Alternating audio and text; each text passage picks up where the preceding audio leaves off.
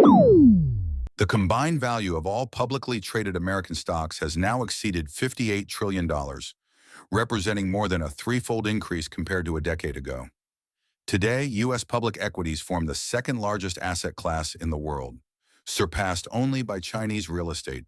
These extraordinary returns, along with the advent of technologies that make entering the market easier than ever, have contributed to a record number of Americans becoming stockholders and benefiting from the strength of the market. For many, investing is seen as the most effective tool to build wealth for essential life goals such as retirement, funding education, or leaving a financial legacy for future generations. As more people participate, the perception grows that what benefits investors ultimately benefits society as a whole. However, this narrative is fundamentally misleading. Despite record highs in major indices like the S&P 500 and NASDAQ and increased stock ownership, the reality behind these statistics reveals a more complex and often concerning picture.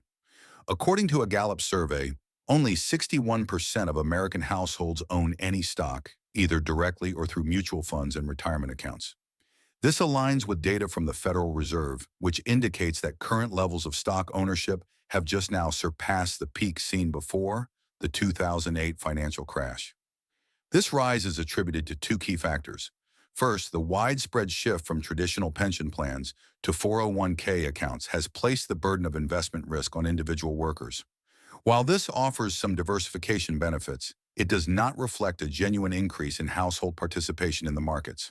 Previously, employers invested pension funds on behalf of employees, so the only true change has been the transfer of share ownership from institutional pension funds to individual accounts. Second, the rise of low-cost or commission-free brokerages, such as Robinhood, has made market access easier, but not necessarily more effective. While increased access is generally positive, it has also led to a surge in inexperienced investors who lack sound financial strategies. According to public filings, the average Robinhood account contains less than $5,000, and a report by the finance firm Stilt revealed that nearly 43% of Robinhood users have FICO scores below 650. Additionally, a survey by the Wall Street Journal found that debt relief was a key motivation for many users to start investing.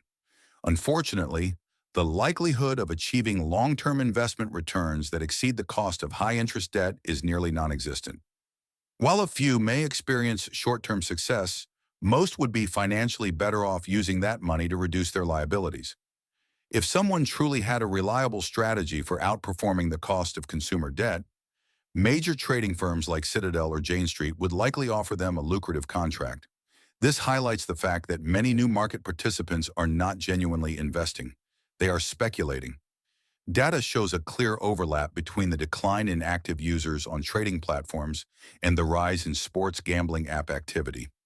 Reports indicate that many individuals are shifting funds from stock investments to gambling platforms such as DraftKings and FanDuel, chasing similar odds in both arenas.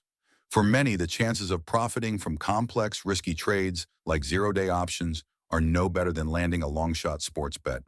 While more people technically own stocks today, the situation is misleading and potentially dangerous. The average participant may believe they are investors, but in practice, they often lack the financial foundation and strategy to build real wealth. Ownership of stocks in America remains highly concentrated. According to a Federal Reserve survey, the wealthiest 10% of Americans control 93% of all stock market value. Among that group, the top 0.1% are expanding their share at the fastest rate. These are the true investors, individuals whose primary income derives from capital appreciation and dividends. Most of this elite group did not build their wealth through investing alone.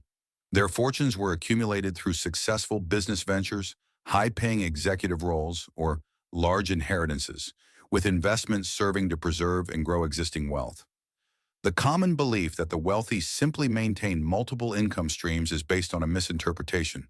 An IRS study from the early 2000s showed that high net worth individuals reported earnings from dividends, wages, rental properties, royalties, business profits, capital gains, and interest. However, at least 4 of these sources require substantial capital to begin with, indicating that multiple income streams are a result of wealth, not its cause. For the vast majority of diligent savers and investors, Focusing on increasing income and making consistent contributions to a diversified portfolio is more impactful than trying to perfect investment strategies. Even the most responsible investors are still primarily workers with some financial assets. Yet there are three reasons why it remains crucial for people to believe they are investors. First, individuals who actively manage their investments often achieve worse outcomes. A study by UC Berkeley found that female investors outperformed male investors by about 1% annually, with the gap rising to 1.44% between single women and single men. This difference, when compounded over decades, can significantly increase long-term portfolio value. The reason: women were less inclined to tinker with their investments, avoiding excessive trading that often erodes returns.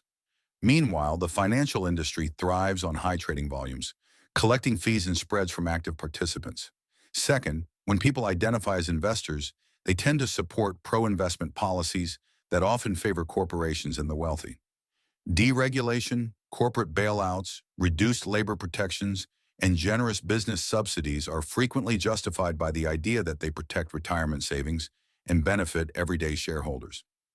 This belief also makes it more difficult to push back against questionable practices like corporate real estate acquisitions, leverage buyouts, and market monopolization. Third, consumer behavior is influenced by shareholder identity.